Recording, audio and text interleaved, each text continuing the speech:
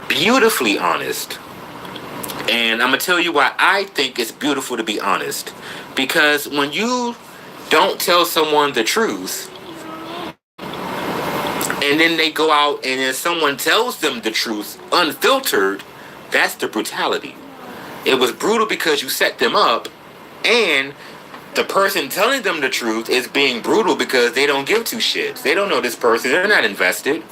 You get what I'm saying? So it's like, that's the brutality. Even if it's tough, if it's uncomfortable, if it's tough love, it's something that they need to hear. You are being a friend when you tell. I'm telling you, I've had a friend, and they check me, and they get me together. They call me out on things. He does. But I respect it because I know it's coming from an honest place. It's coming from a helpful place. If you don't tell me, you're not trying to help me. If you see me messing up and if you see me not doing what I need to be doing and you don't say anything, you don't care. When someone cares enough to take the time to tell you, even if I get mad about it and I get in my feelings, but they care. And that means a lot to me because it's like people can see you being a train wreck, setting yourself up. They can see you messing up. It won't utter a mumbling word. Not a mumbling word. You get what I'm saying? So when a person cares enough to be like, yo, I'm going to tell you the truth, you should take some stock in that because that's a rare commodity. Super rare. Let me see. So Yomiko says, I love the Sims game. I tried Second Life, but someone used to always rob my store on there. You know what, Yomiko? I used to play DC Universe on PS4 when I had my PS4, and it's like this MMO, massive multiplayer online, and you can create an avatar, create a character, either a hero or a villain. No, it's a hero. No, you could be a villain too, and you're basically in the DC universe for DC Comics, and you get to level up, and you get to, challenge things and do what you need to do, and depending upon whether you're good or evil, you become the person in this game. I hated that game because every time I would be on my missions to get my level up, these super teams would come out. You know these people that they're friends, so they play online together, and they're all leveled up, and they hack the game, and they all got the powers, they got everything. So I'm up there gliding around, flying around, trying to find this objective and doing what I need to be doing, and then here they come. Here they come, killing me. And the way that this game would work is you would respawn in a safe zone.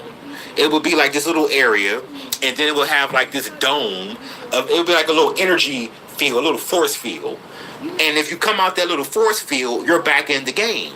And these little punks would sit and wait outside the spawn zone. So every time they would kill you, they would be right where you would respawn, so you could never level up. Never. So I was mad because I had made this villain, and she was a woman, but she was a fox. She was a humanoid, but she had a fox tail. And her name was Cocoa Puff. Her first name was Coco. Her last name was Puff. She had an afro. And I gave her the powers of the Green Lantern ring, but she had a yellow ring because she was evil. So she was the yellow core, the yellow lantern core, whatever. And she was flying around, and she had her yellow ring and was making things and all that. And I could never never level her up. I did that. I couldn't level her up because they kept killing me. And every time I would spawn, they would kill me again. So that's why I don't play DC Universe Online, because you got these little punks. They get into these little groups, and then they prey on the low levels because you can see the levels and all that. So that made me really angry about that. That really did. But I started playing Star Wars Knights of the Old Republic on the computer. Dope. The Jedi game. I liked it. It's really good. It's really fun. Maybe check back into that too. It's really cool. But let me see. What are y'all talking about? So, Mona says, you can tell the difference between those who sincerely want to see you at your best versus those who want to pull you down. Amen, sister. Amen. Jessica says, yes, you need people around you who disagree with you. I've been on chats, and that's all there are yes men. I see no growth from the YouTuber. True. Let's see. Oh, Trayvon says, yes, love Maddie. Yes, the titty twerk is everything.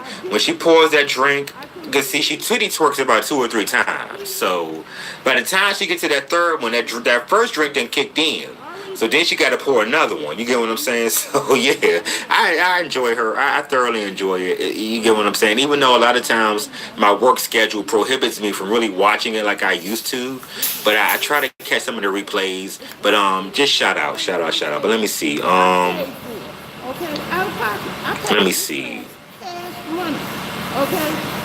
Oh, Andrea says, didn't you just take some good pics 2 weeks ago? I mean, yeah, that was with the phone.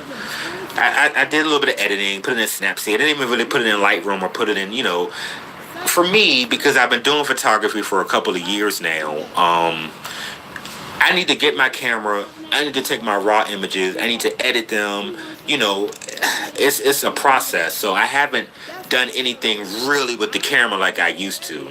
I think what I will do though is, since I got the tree set up in the living room, I was thinking about doing some flash photography, some portraits, since I got my hair cut and everything, and that way I can get some really good bokeh with the tree. You'll see the lights and they're like little orbs and spheres. It'll be really dope. And I think I understand my flash and my lighting now, so my exposure should be really, really good. So maybe I'll do like a Holland Pagan, photo shoot and put that out there and see what people think, But I'm gonna see. Let's see. Oh, Frederick says yes. Final Fantasy VII is the GOAT. Yes, and I'm going to go out there and jump out there on a limb, and then I'm gonna get to the bottom and we're gonna do some Q&A. I'm going to go ahead and jump out there right now, and I'm going to say that Final Fantasy VII is arguably the best RPG, if not one of the best games of all time. I'm going to tell you, and I've shared this in other lives and other videos, but I used to play this game every day. See, there was a couple of things about this game that made it revolutionary when it came out, because it was on PlayStation. There were 2 discs, because the game was so massive and the technology only warranted that you had to split it up into 2 discs. That was the first thing. And this was back when PlayStation had memory